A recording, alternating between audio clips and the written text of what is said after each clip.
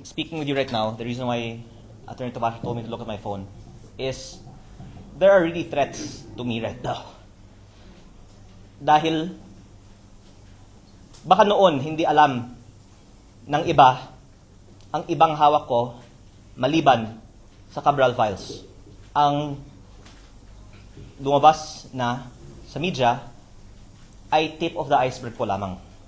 Kung ilabas ko lahat ng mga files na hawak ko, maiintindihan ng taong bayan bakit higit pa sa lahat ng ibang mga target, ako ang pangunahing target ng iba't ibang mga personalidad sa nakaraang mga araw at linggo.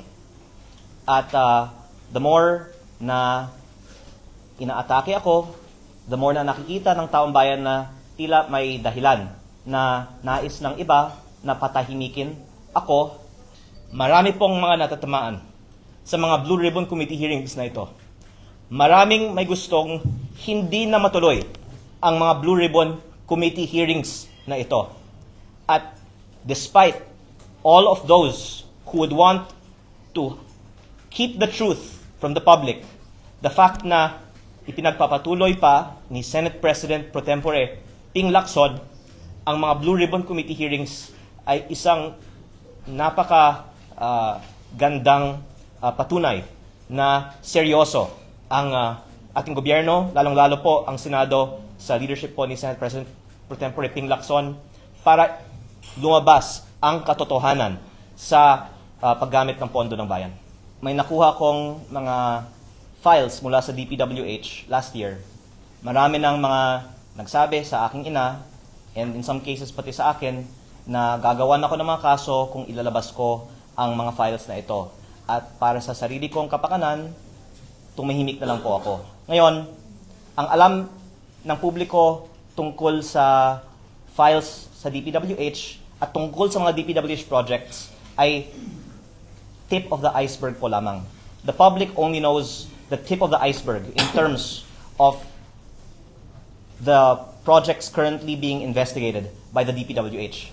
But I hope that the Blue Ribbon Committee hearing led by Senate President Pro Tempore Ping Lacson will increase the public's knowledge of what are really behind these files. And I defer to Senate President Pro Tempore Ping Lacson on doing so because I greatly appreciate also his and even Congress's statement that they will subpoena the Cabral files from the DPWH. And hopefully by doing this in the Blue Ribbon Committee hearing, finally malalaman na ng publiko ano po ang laman nito. Pero tinanong niyo po, bakit ako maaring hindi makarating sa Blue Ribbon Committee hearing kahit na ako po ay nakatanggap na ng imbitasyon?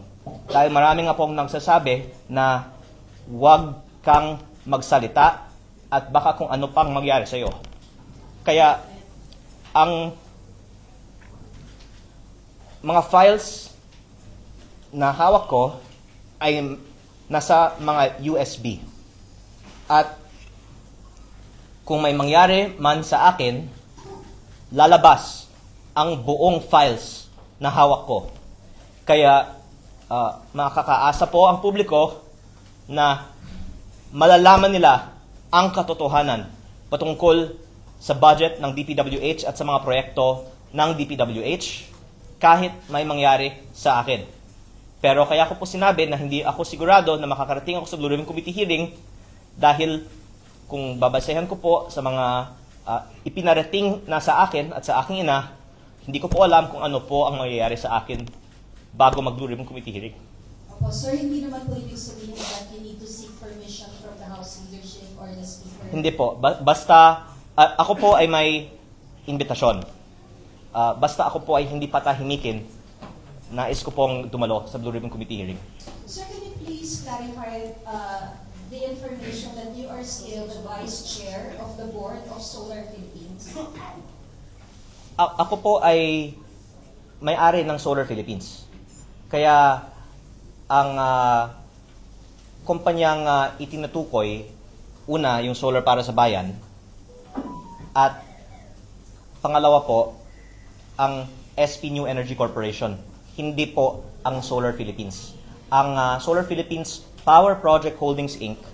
ang holding company ng mga shares ko sa mga ibang kumpanya kabilang ang minority interest ko sa SP New Energy Corporation.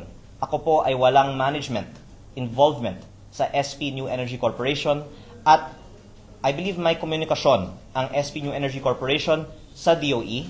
Ako po ay hindi nakakatanggap ng mga komunikasyon na ito. So hindi po kayo involved dun sa day-to-day operations ng Solar Philippines? Opo, pero by the way, ako po ay may SALN. Nakalagay po ang shareholdings ko.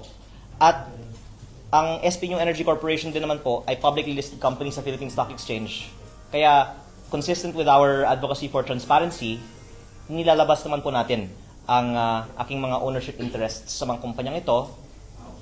Hindi po ito controlling interest sa SPNEC at ako din po ay nag-iingat na umiwas sa mga usapan na makaka-involve sa companies that I have interest in. Pero, in fact, kung ako po ay bibigyan ng pagkakataon ng Kongreso na talakayan din ang mga issue sa power industry, baka 6 na oras po tayong magpe-press con tungkol sa mga anomalya at ang regulatory capture at ang ibang mga sikreto na hindi pa lumabas sa publiko tungkol sa power industry. Pero alang-alang din po sa maraming mga matatamaan kung tayo po ay magkakaroon ng press con po tungkol doon, hindi ko po binubuksan ang mga issues ng power industry. Ito po ay aking sagot lang sa iniiwasan ko nga na talakayin ang mga sektor na may connection sa mga kumpanya na ako po ay may shares in. Sir, last na lang po. Can you give us a timeline ng request nyo for a meeting with Senator Lacson? Like, on this day, kinausap niyo yung mom nyo and then your mom talked to Senator Lacson, etc. Plus yung reports daw that you cried to your mom. Can you Okay. just clarify? Unang-una po, ang sinabi naman po ni Senting ay nag-usap siya sa aking ina. So, hindi naman po ako yung nag-usap in that instance directly kay Senting.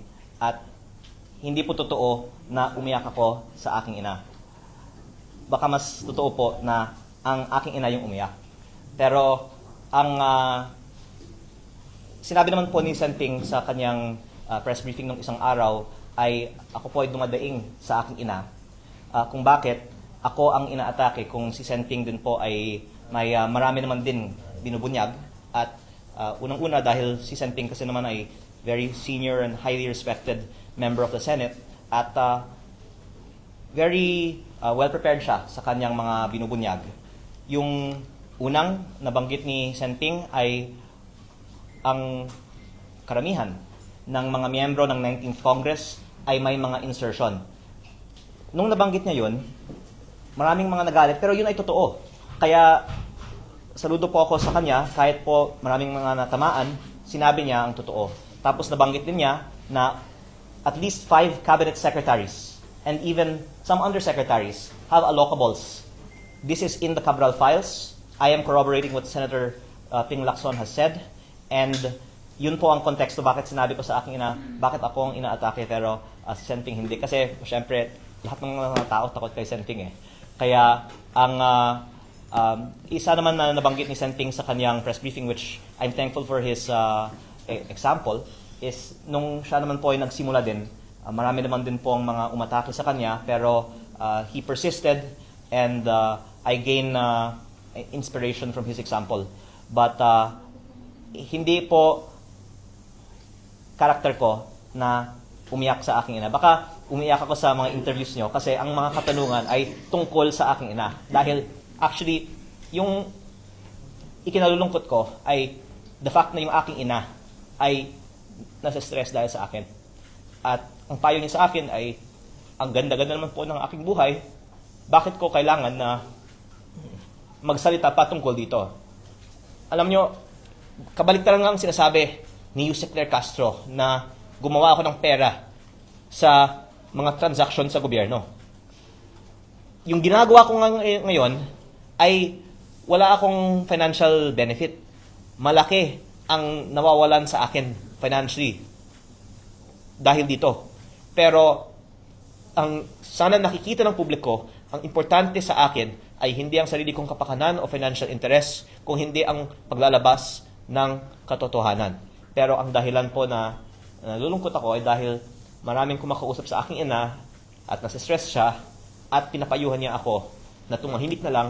Pero dahil sa aking conviction na dapat lumabas ang katotohanan, pinagpapatuloy ko pa ito, pero sana wag na pong ma-stress ang aking ina.